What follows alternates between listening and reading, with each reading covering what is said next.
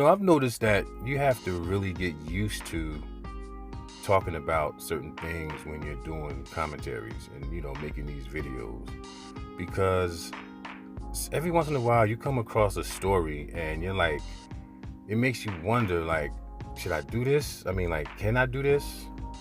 You know what I mean? Like what was going through this person's mind? What made a person do something so heinous?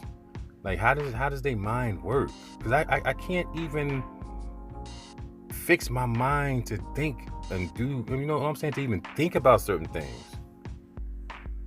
And you got people that do what you would never even think of. And that's just really, really weird, man. Like, the human mind is like really, really strange, because the places that some people minds go is just unbelievable. And this is one of those kind of stories. It's always like that, especially when you're talking about kids. It's really, really tough to fathom some of the things that people do. But I got a news story. I'm gonna read the article and then give my opinion at the end. Man raped 8-year-old girl so badly her privates were completely distorted, then bragged that she had a big booty. Yep, that's what happened.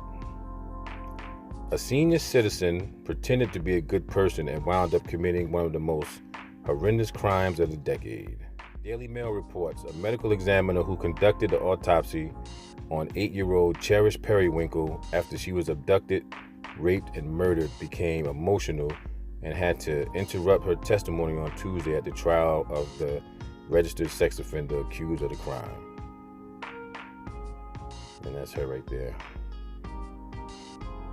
Jacksonville Chief Medical Examiner, Dr. Valerie Rayo, told the court that Cherish sustained several injuries all over her body from being strangled with a piece of clothing and raped. This is an 8-year-old that he's doing this to. Viewing photographs of her battered body in court on Tuesday, she became teary and unable to continue. Jacksonville Chief Medical Examiner Dr. Valerie Rayo fought back tears as she described how 8-year-old Cherish Periwinkle was raped and murdered. Meanwhile, the defense asked the judge to declare mistrial because of Rayo's tearful display, but the judge refused. Rayo had to take a break after testifying about Cherish's horrific injuries for 45 minutes. Wow. Donald Smith, 61, is on trial for allegedly kidnapping, raping, and murdering Cherish in 2013. He faces a possible death sentence if convicted. Rightly so. Smith allegedly lured her family to Walmart in June 2013 with promises to buy a McDonald's meal and new clothing, then left with the girl. Security videos showed her skipping out the door behind him. Cherish was never seen alive again. During 45 minutes of testimony on Tuesday, which left jurors in tears and had them covering their eyes, Dr. Rayo listed the dozens of injuries Cherish had sustained during her final moments, including bruises and cuts on her knees and thighs. The medical examiner said the child's female anatomy was totally distorted from the trauma of the rape, as First Coast News reporter Ann Schindler Live tweeted. She estimated that it took the 8-year-old 3 to 5 minutes to die as she was being strangled. Her right eye began bleeding. Cherish Periwinkle was found brutally raped and murdered in a creek in June 2013. Items of clothing from Cherish Periwinkle and Donald Smith collected by Duval County Medical Examiner Dr. Valerie Rayo, I keep saying her name, are displayed as they were being entered into evidence. Rayo also revealed that Cherish had attempted to fight back and managed to inflict an injury on Smith's penis after he allegedly attempted to force oral sex on her. This is a sick bastard. Also on Tuesday, State Attorney Melissa Nelson played for the jury secret recordings that were done in jail and on which she said Smith could be heard bragging about his crime. She had a lot for a white girl, the defendant could be heard telling another inmate on the tape, apparently referring to 8-year-old Cherish's buttocks. After the prosecution rested its case, The defense said it will not be calling any witnesses and also rested. Closing arguments will be presented on Wednesday, after which the case will go to the jury for deliberations. Poor baby, I have no words for this. I also have a video of her being abducted. We're going to check that out too.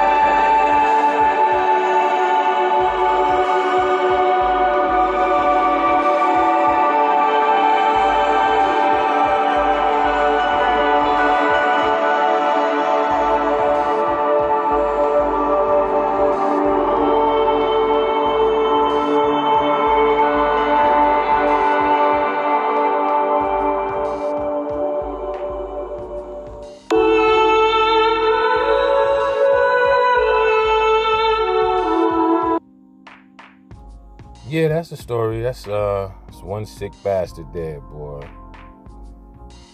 Oh man, when people do these kind of things to kids, it's really hard, man, because these kids have no defense against this kind of stuff, man. And this guy he's 61 now. That was in 2013, so what was that, 4 years ago? So he was in his late 50s when he did this.